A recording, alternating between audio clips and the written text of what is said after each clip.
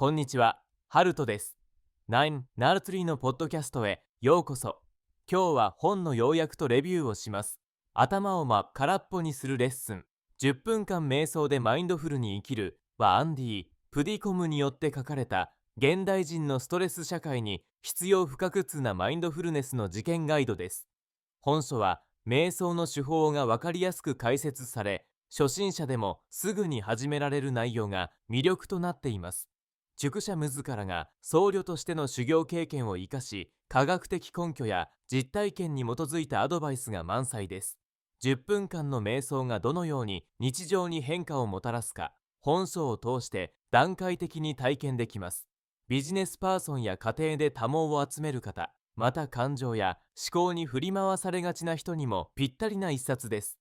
情報過多な時代に、本書は空っぽの時間加熱が自分自身のリセットにつながること、そして人生をよりよく生きるためのコンパスとなることを極や遅れてくれます。習慣化しやすい10分間のメソッドは、ストレス軽減だけでなく集中力や幸福感の向上にも直結し、心身のパフォーマンスをアップさせるがとなると本書は語ります。アンディ・プディコムの優しく親しみやすい文章からは、瞑想の持つ福気の高さを感じさせません。本書を手に取ることで、毎日をマインドフルに生きる新しいイブを踏み出せるでしょう。この本の重要なポイントをお伝えします。まず最初に、瞑想の基本とマインドフルネスの理解。本書で最初に述べられている重要なトピックは、瞑想とマインドフルネスの基本的な理解です。瞑想と聞くと、多くの人が特殊なスキルや宗教的な要素を想像しがちですが、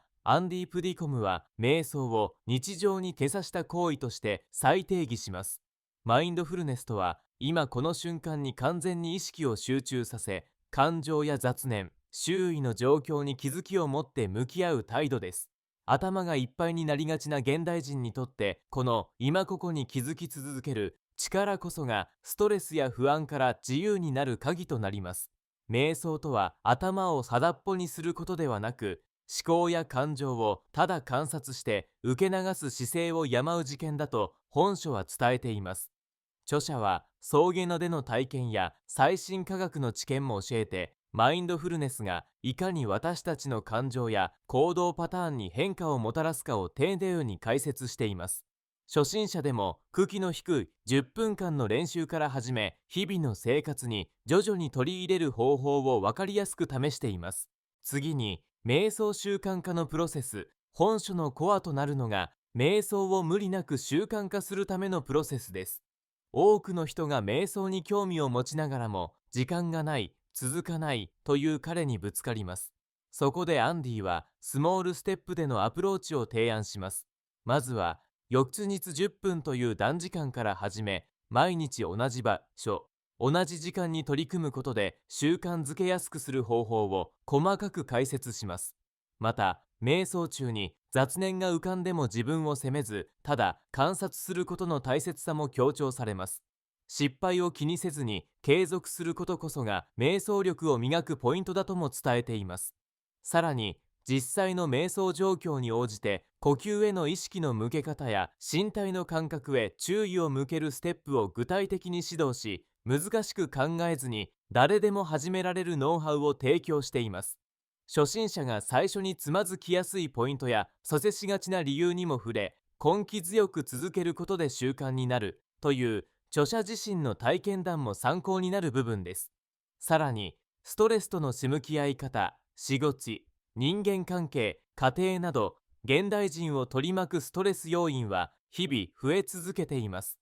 本書では、ストレスのメカニズムと瞑想のストレス軽減効果について詳しく解説しています。アンディは、ストレスを消すのではなく、そこにあることを認めて付き合うための態度を神につける重要性を説きます。そのための有効な手段がマインドフルネス瞑想です。瞑想により、状況や感情を落ち着いて観察できるようになると、反射的な行動を抑え、冷静に対処できる力が育ちます。この糸呼吸則、感覚こそが、怒りや不安が生じた時に過剰な反応をせず、必要以上に自分を責めたり悩んだりしなくなる心の安定につながります。例えば仕事の締め切りや人間関係のトラブル時でも自分の感情と距離を置きながら状況を見ることができるのです。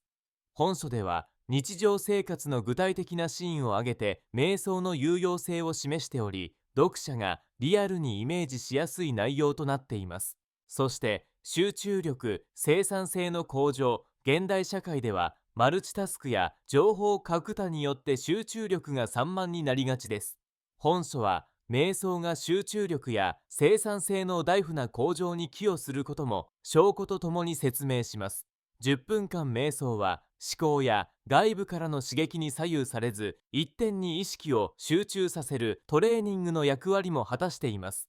著者は瞑想を取り入れてから仕事中の切り替えがスムーズになったり、重要な場面でも心がぶれなくなったりと、自身の経験や周囲の自力を通じてポジティブな変化を紹介します。瞑想をルーティン化することで潜在意識に働きかけ、脳のワーキングメモリが増強され、アイディア発想力や判断力が高まるとも述べられています。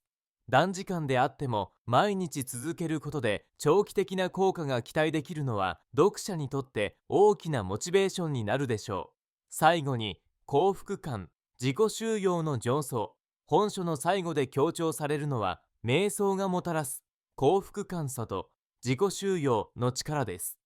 著者は外部環境や成果に左右される意識的な幸せではなく、自分自身の内側にある安定した幸福感に気づくプロセスを丁寧に解説します。瞑想を通じてありのままの自分や日常の小さな出来事に感謝と満足を感じられるようになることで、生きる上での充実感やゆとりが生まれます。